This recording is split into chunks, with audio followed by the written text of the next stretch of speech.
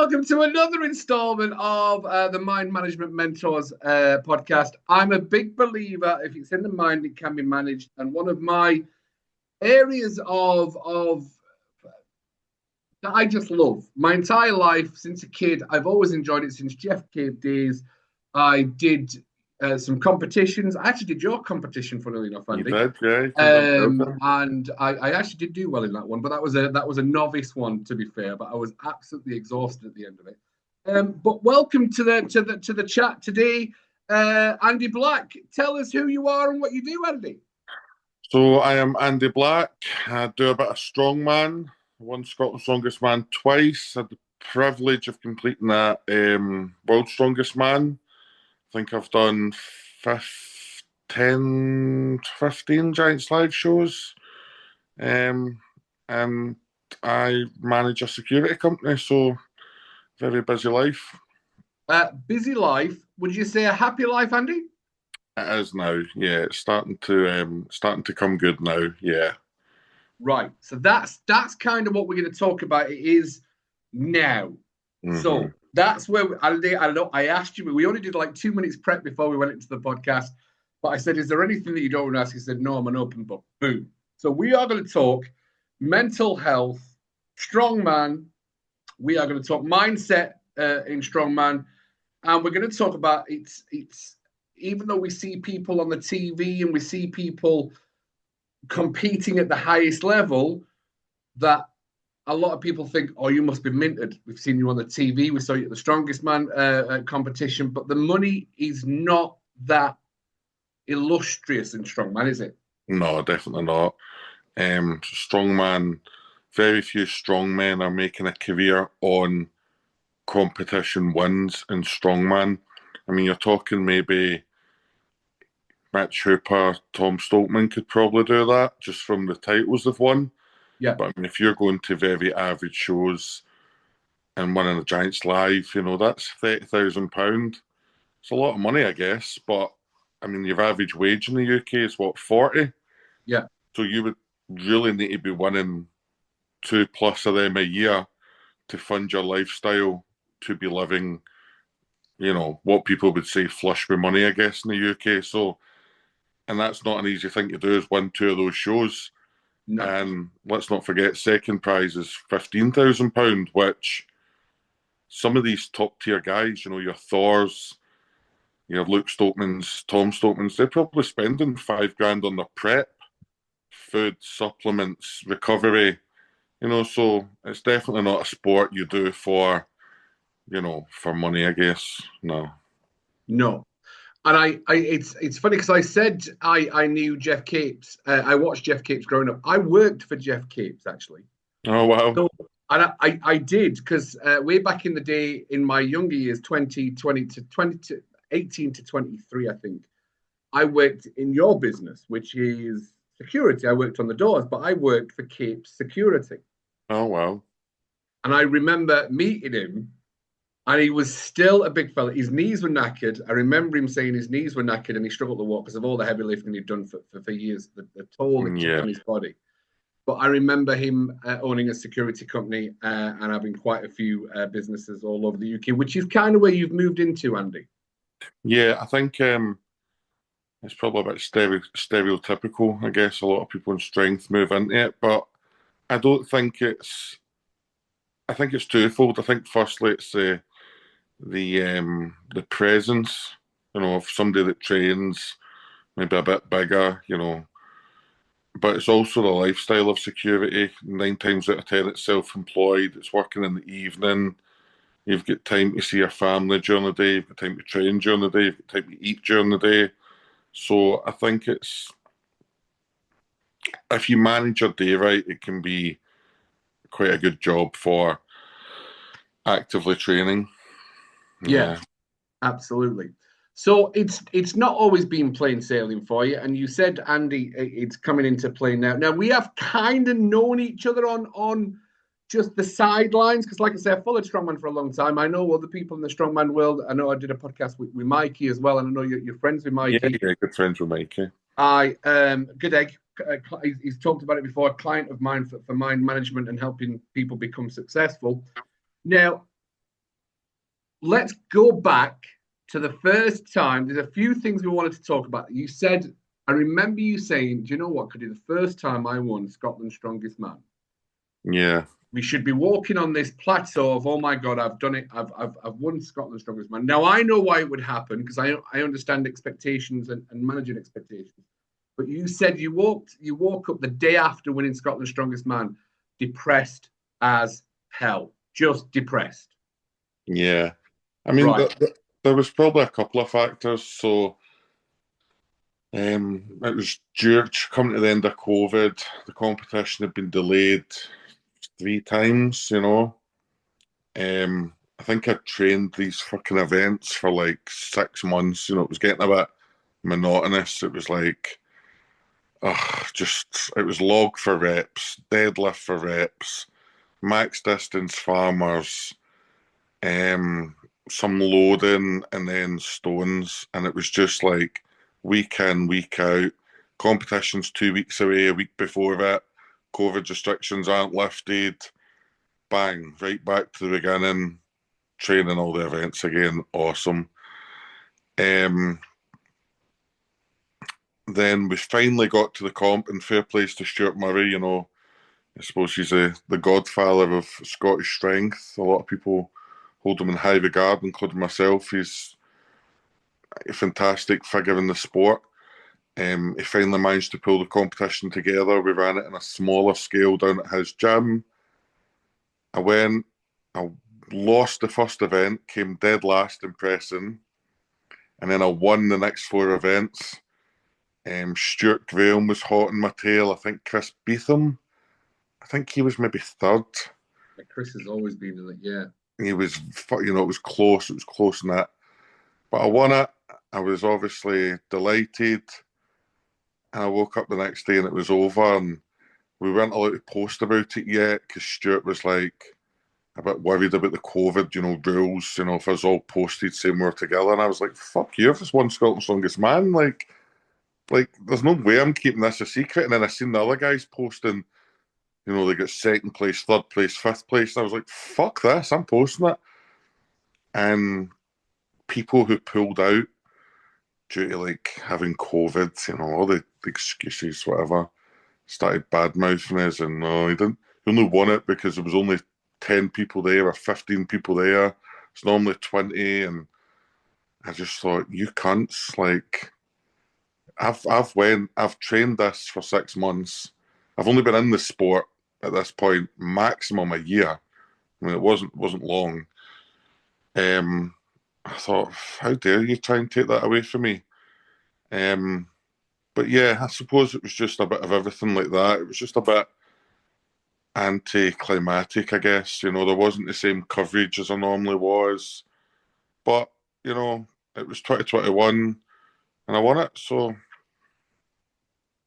I'm proud of it. Absolutely. You're absolutely right. So that's the validation that so we talk about that here. We talked about that a little bit. We talk about that you were quite new and quick in the sport. I remember you started late in the game because I remember seeing your story on Instagram and stuff like that, and you were quite late in the game, and it just seemed that you were very good at deadlift really quickly, and you started shooting up. Because why did you start going to the gym in the first place? So basically, I know this story is probably a bit monotonous to people, but I was 29. I had 3 kids. My wife at the time had took the kids to a hill to climb with the school, Tinto Hill of Fire down in Lanark. Anyway, it's considered like a very mild, it's not like a Monroe, it's just a big steep hill, nice view at the top. And the whole school charged up this on like a Sunday morning. Primary 1 to primary 7, fat teachers, skinny teachers, all the parents. And my wife came home and she was like, that was amazing, we should all go do that. And I was like, yeah, cool, sounds nice. And I literally walked half an hour up it, and I was breathing out my lungs.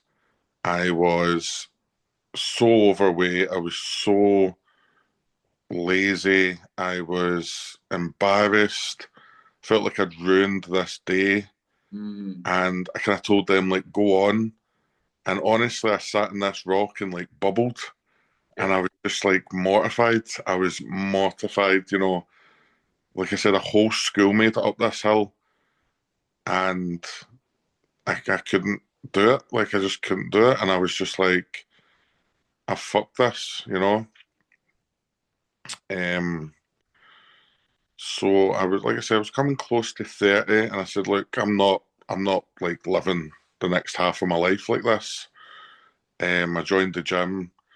I had literally never been in the gym. I was very obviously body conscious. I'd wear like the big huge jumper, and I'd only do like cardio. I think the first 3 or 4 months I pretty much only done cardio.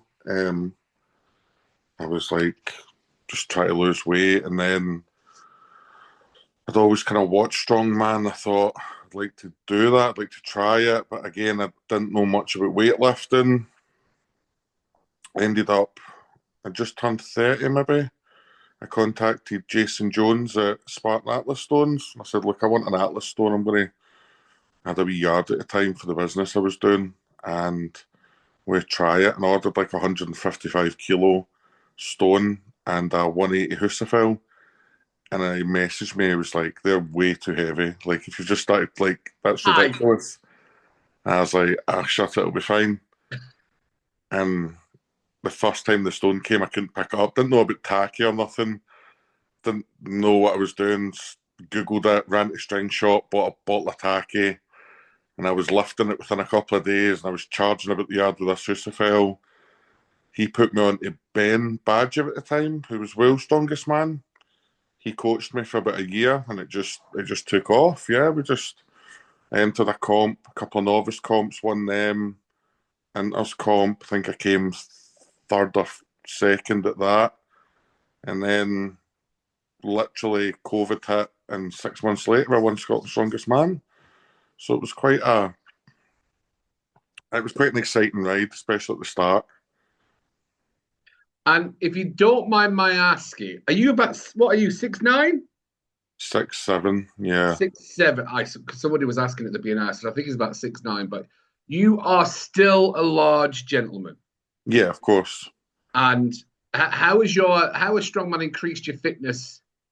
Because I always remember listening to the guy who's coaching everybody now, the English guy, Liz. He did the podcast with his wife, Liz. Oh, Loz and Liz. Loz used to say when he was doing Strongman, he was heavily depressed because the food.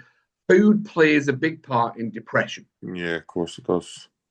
How have you changed? And I've noticed a change in your body type. Sounds stalkerish, but I've seen a change in your body type since over the past year. Have you changed your diet? Have you noticed a difference in the change in the diet? Yeah, 100%. So before Strongman, I was just greedy with food. You know, I would just eat convenience. I wasn't obviously training, so there was no muscle mass to absorb the food, you know. And then when I would say my first Scotland's, I was probably in the trap of the old Eddie Hall videos of 10,000 calories and food, and just eat. And I definitely gained muscle and lost fat, but I was still probably like not healthy the way I was eating.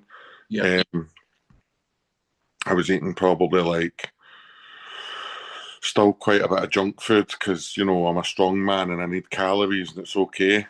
But the last year especially, I mean, the sport's so different. The information, I genuinely don't think nowadays many people who compete at a low level would need a coach or a nutritionist. There's so much information out there.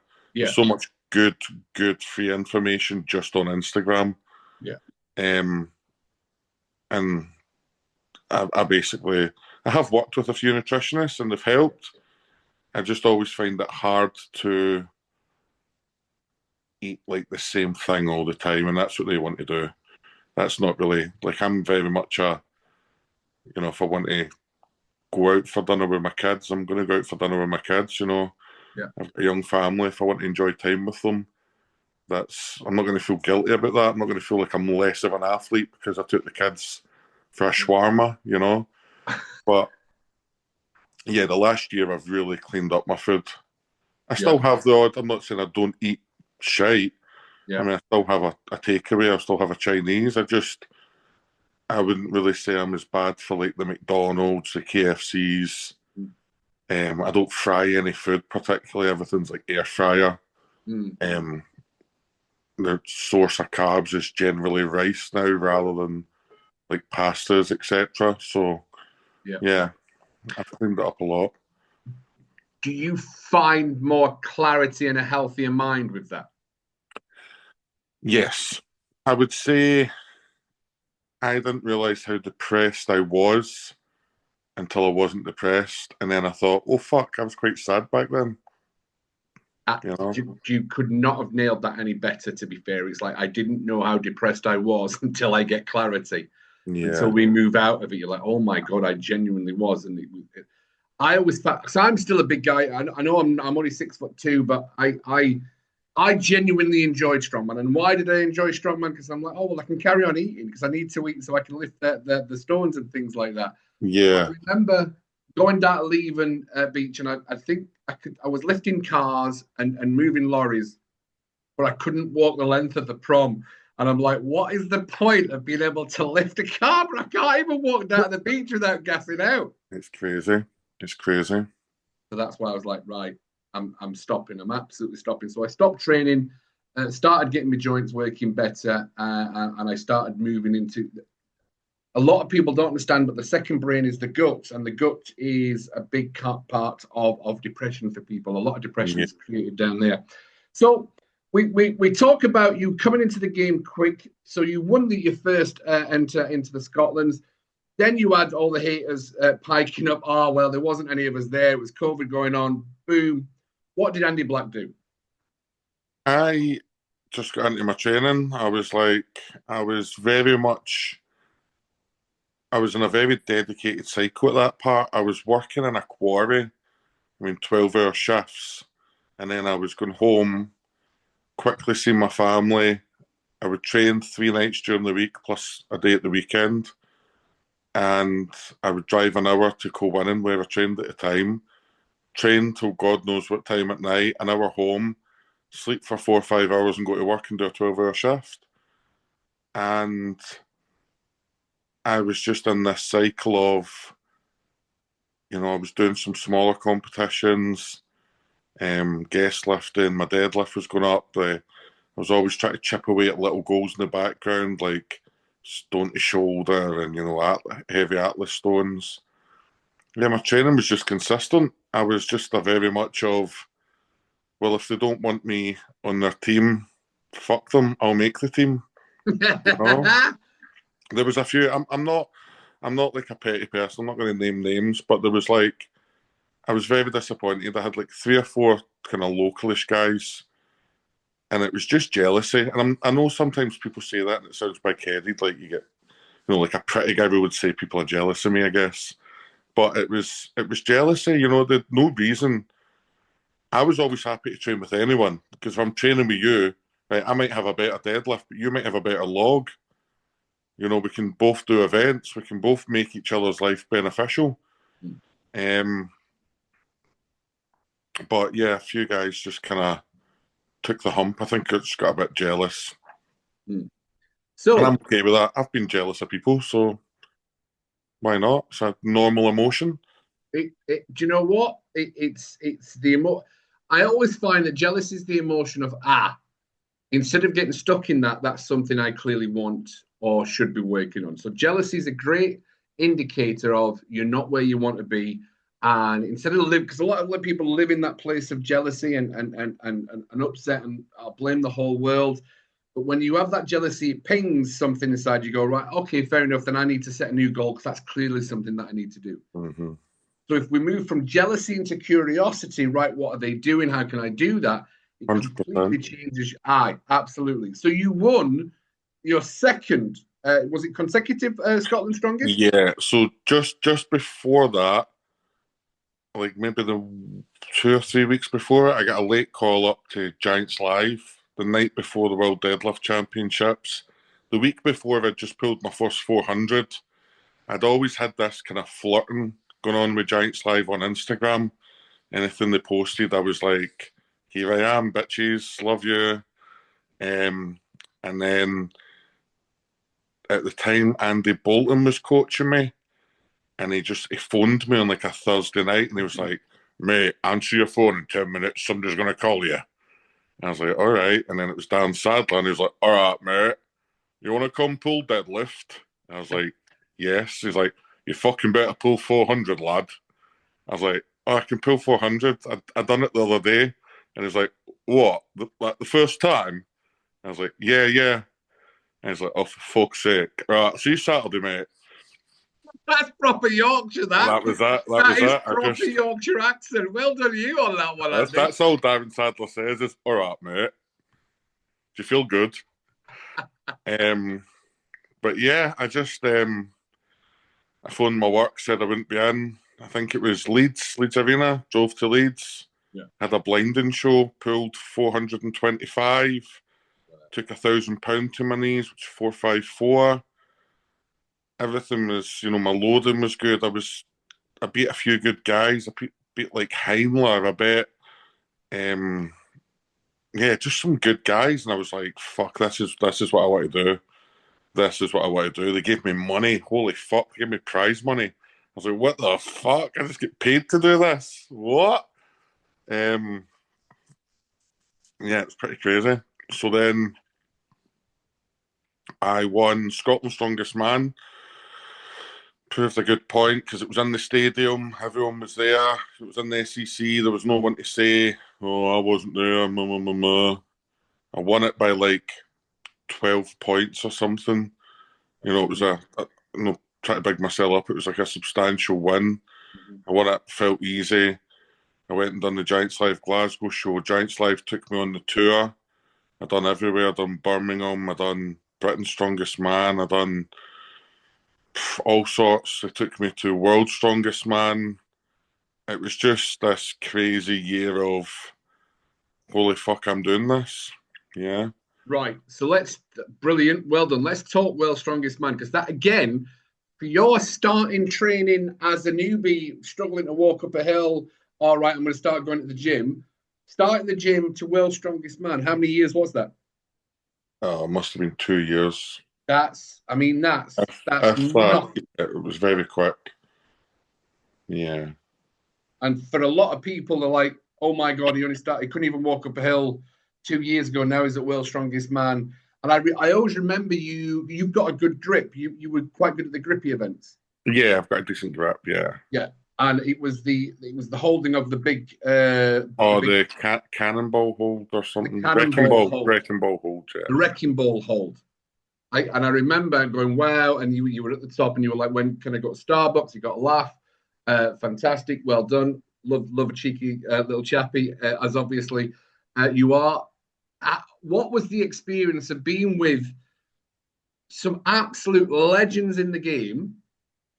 Yeah. And you're on that stage with them. How do you manage that? It was crazy because it was all very last minute.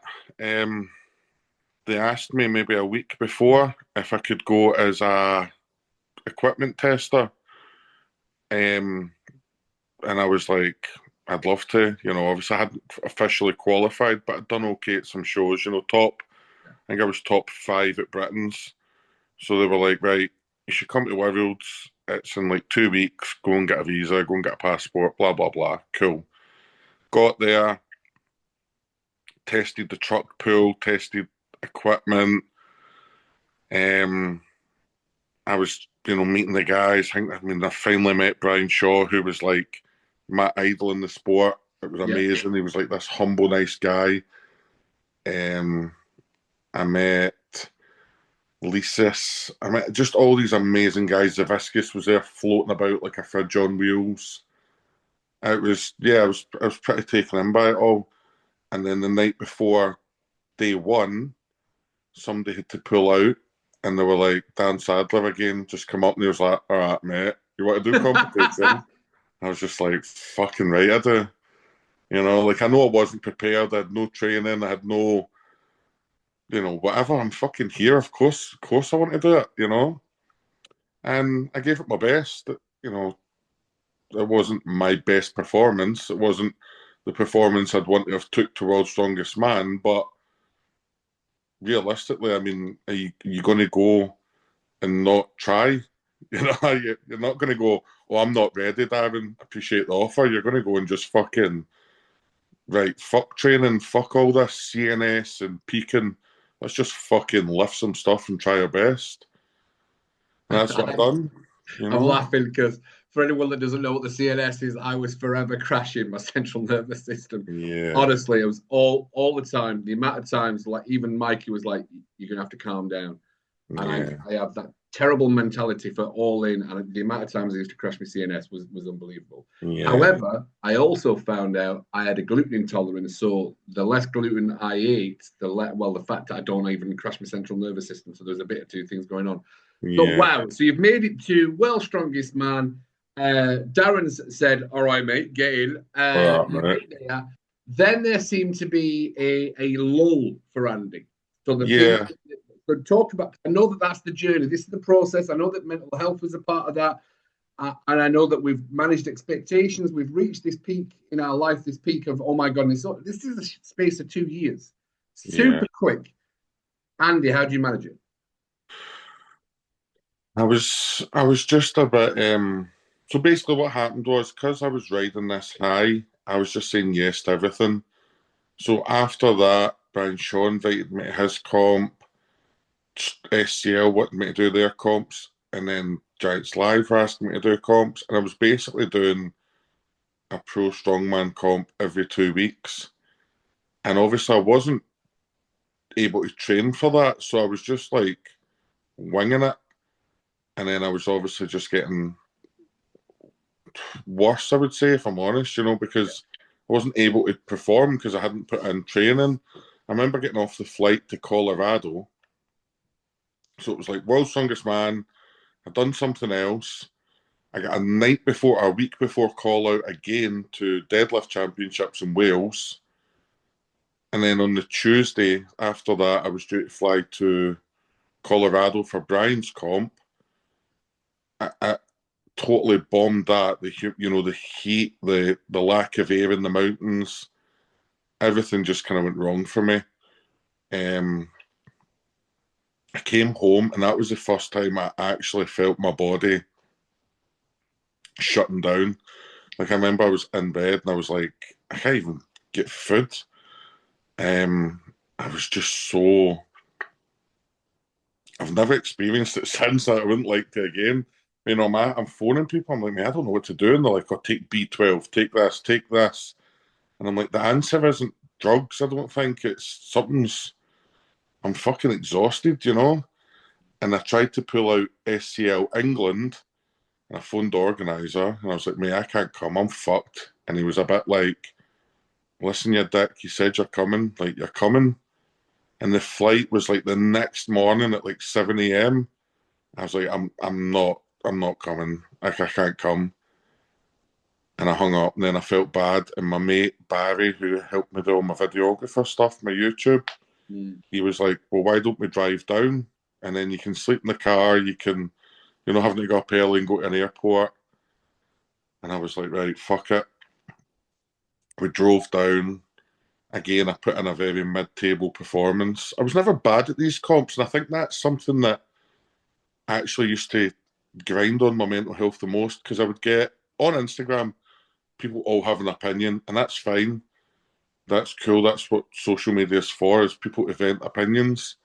But seeing people were just always like, he's getting worse, he's shite, why is he representing Scotland? I actually felt like just been like, go and fucking do a pro show every 2 weeks and fucking survive the first one and come back and fucking tell me I'm shite to my face, because like I was just, it was just exhausting. Mentally it was hard, physically it was hard.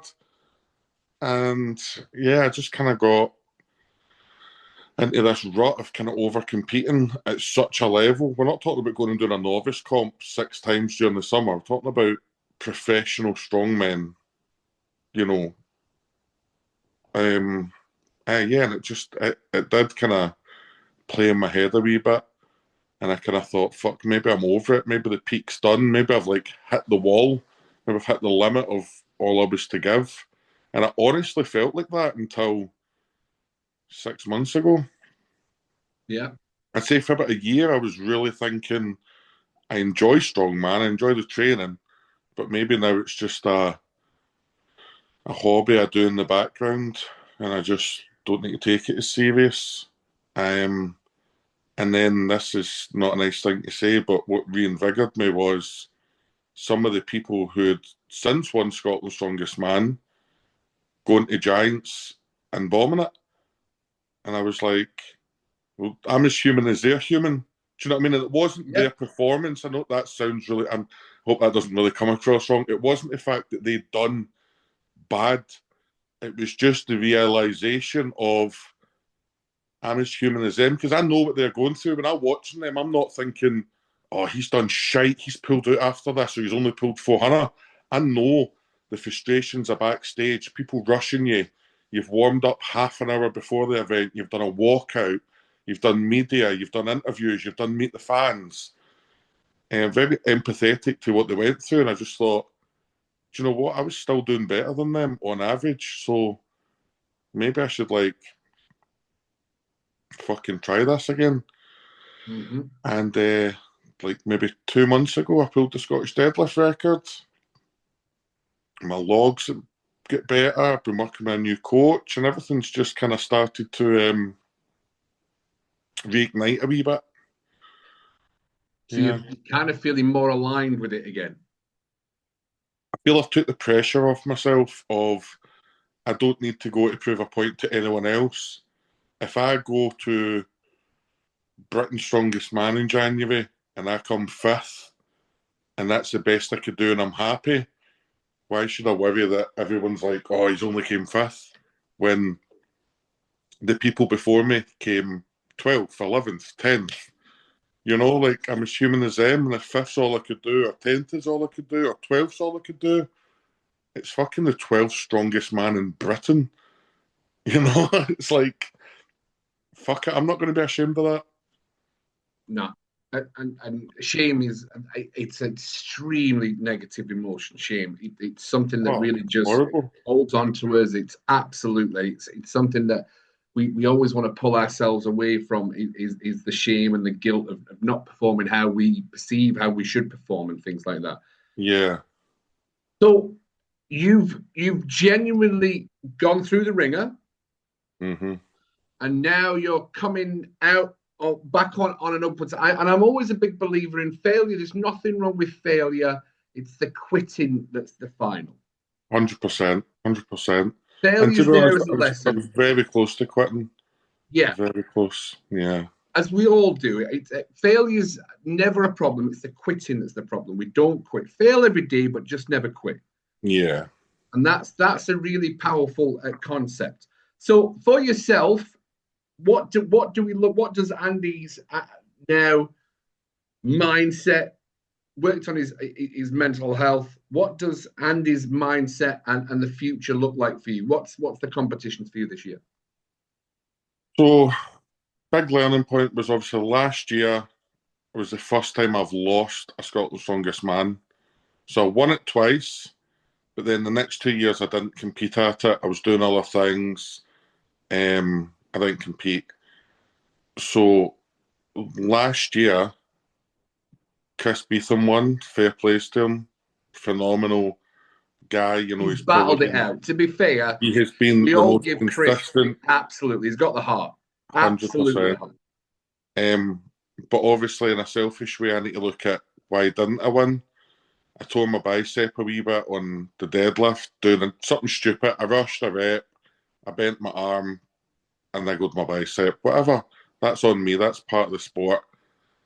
When I looked at the scores at the end of the day, I get beaten by a point, and I thought that was the real turning point. Like, we need to go and do this again.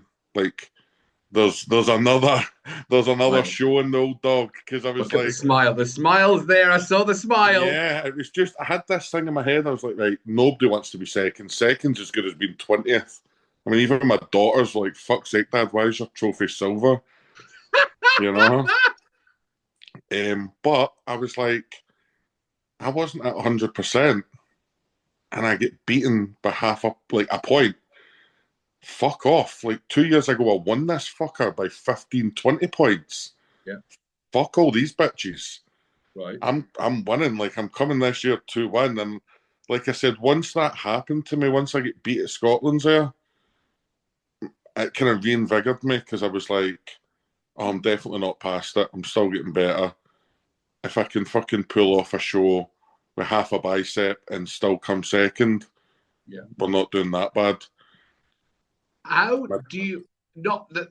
And you're not going to know the answer to this. You're not, but you do know Tom Stoltman probably a lot better than I do. Tom Stoltman just missed out on his 4th World's Strongest Man by 0.5 points. Yeah. Half a point. Half a point. Half a point by a gentleman, South African, come in, working full time. Boom, he's gone right in and won it. Yeah.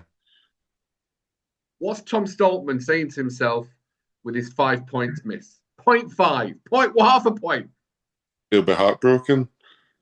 I mean, he's a very logical guy. His wife's an amazing support. I mean, she's so good with him. He's obviously got Luke as a brother. He's got a very strong family. I'm sure his support network's there. I'm not saying he'll be fucking depressed about it, but I mean, to not be world's strongest man for half a point. Yeah.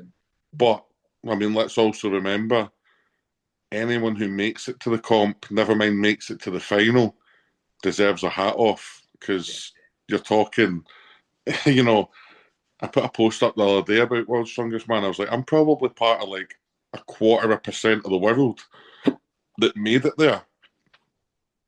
So I don't really care what your opinion is on me. You know what I mean? Like, but yeah, I'm sure Tom, he's not won it before, so he'll know, you know, how that feels. But he's still, yeah, I mean, obviously he's the best thing Scotland's ever produced, and I'm sure as a country we're all still very proud of him.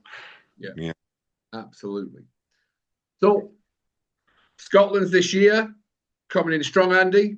Yeah. I've got a really logical focus for it. I'm not going to dedicate my life to it. And since I've took that pressure off, my training's get better, I've got stronger. I just beat Tom Stoltman's deadlift record. I just pulled a raw 400. And my log's the best it's been.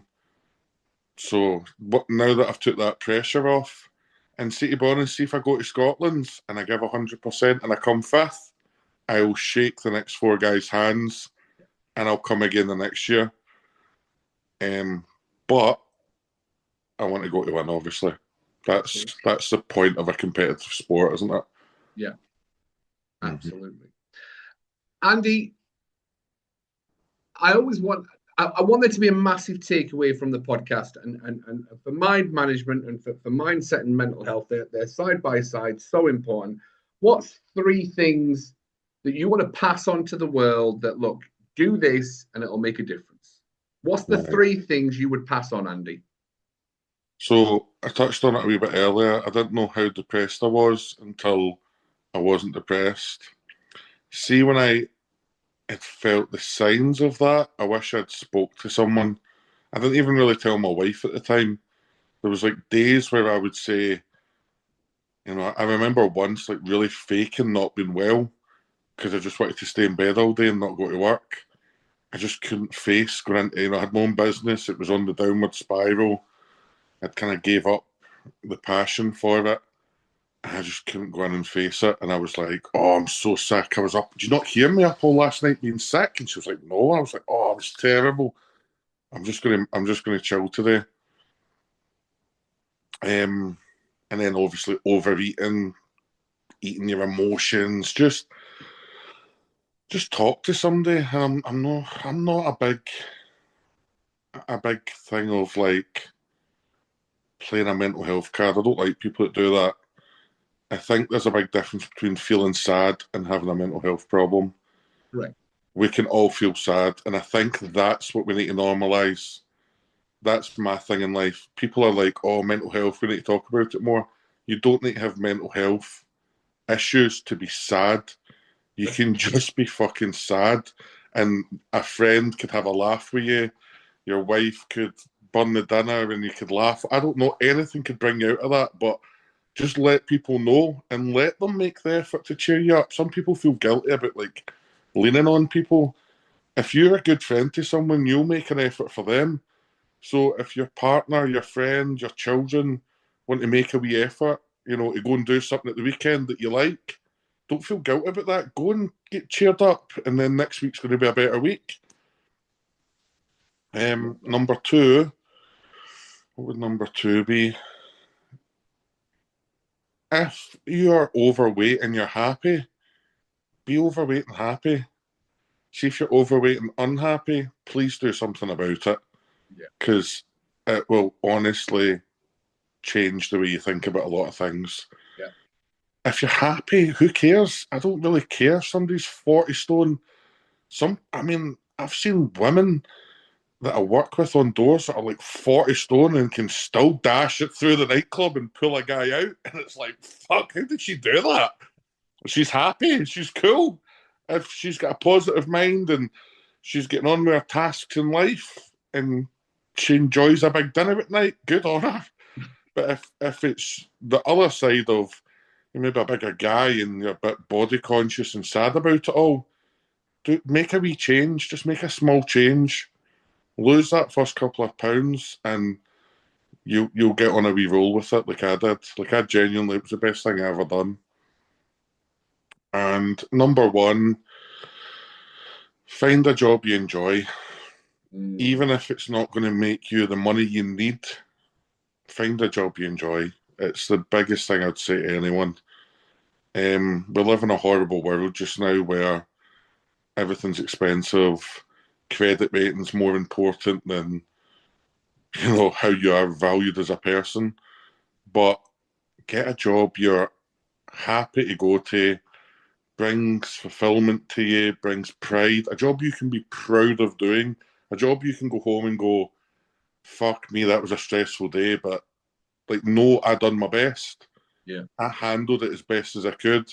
My team handled it as best they could. I'm proud of what I do. I get passion behind what I do. And straight away, the stress is off. Straight away. I worked in a quarry where, fuck me, I had to beg for a Sunday off. 12, 13-hour days, all that mattered was making rocks. Fuck off. How the fuck do rocks matter to me? Do you know what I mean? Fuck tar. I don't care about the fucking roads. Shut up. And I'm not saying, be lazy and don't work, but find a job that, for that 13 hours a day, even when it's tough and stressful and you're grafting, at least when you go home, you go, fuck me, that was some day. You're not going home miserable that you had to do it. I think it's such a big thing in this world. Yeah. Perfect. Andy Black. I think the T-shirt was Andy the Bulldozer Black. Is that not right? That's right. The Bulldozer. I remember. I remember the T-shirt from Smash and Pass, and then Luke and Tom started selling. Luke and Tom, yeah, they helped. Absolutely, I remember that. It's been a pleasure having you on the podcast, the Mind Management Mentors podcast. If it's in the mind, it can be managed. Is there anything else you want to share with the world before we sign off, Andy? Just guys, if you're looking to get into strongman, reach out to another strongman. They will take you under their wing. This is the most inviting sport. I know I spoke a wee bit about jealousy, but that's 1% of the people I've encountered. It is such an inviting sport. People get passionate about new people coming in, and I'm certain it'll be like that for any sport. So, whether it's cricket you want to get into, who the fuck wants to get into cricket, but maybe someone does. Basketball, baseball, fishing, just reach out to somebody who does it and go and do it. There's always someone out there that wants to help somebody. A wee hobby. And like I said, this world's a challenging world just now. So see that wee hour a week or 3 hours a week to yourself. Just go and do it. Aye. I remember starting in strongman, and it was very welcoming and and I was So old. welcoming. I was over 40 when I started, so no, it was very opening, very very welcoming. Yeah, and it's a great sport. My hips are not saying thank you anymore. But, I'll say it again. When I couldn't walk down the Leven Promenade without gassing out, I'm like, right, this is not for me. Brilliant. I can lift a car. How proud am I? I can get the shopping bags in Awana. But it's such a silly sport, but I love it. It's so a silly stupid. sport. It is the most pointless sport right. in the world, but it is fun. It is. It is. And especially when you are, I mean, seriously, I mean, one of those things that whether you get back to it or not, you'll be like, I stood in, where was it? Where was the World's Strongest Man competition you were at? Was it St. Louis? Colorado. No, not Colorado. Sacramento. Sacramento. It was Sacramento. And you'd be like, I stood on a crane and held a wrecking ball. I mean, seriously, that's just it's when you tell people, like, I pulled a bus, and somebody's like, did they lose the keys? You're like, well, fair enough. Like, in what situation do you need to pull a bus? There's not. Like, a Toyota fucking Capri or a fucking electric Toyota Yaris could probably pull the bus more efficiently. But no, let's do it as people to show our manliness. It's so silly. That's very true, actually. Very true. Yeah. Look, it's been a pleasure having you on the podcast. Thank you very much, Andy. Very much. I'm a big believer. If it's in the mind, it can be managed, and that's what mind management's all about. It's about working out the past to get you moving into the future. It's been a pleasure having you on the podcast. Thank you very much, Andy. As always, thank you for your time. Thank you. Not a problem. Big love from Cuddy, and we'll see you on the next episode of the Mind Management Mentors podcast.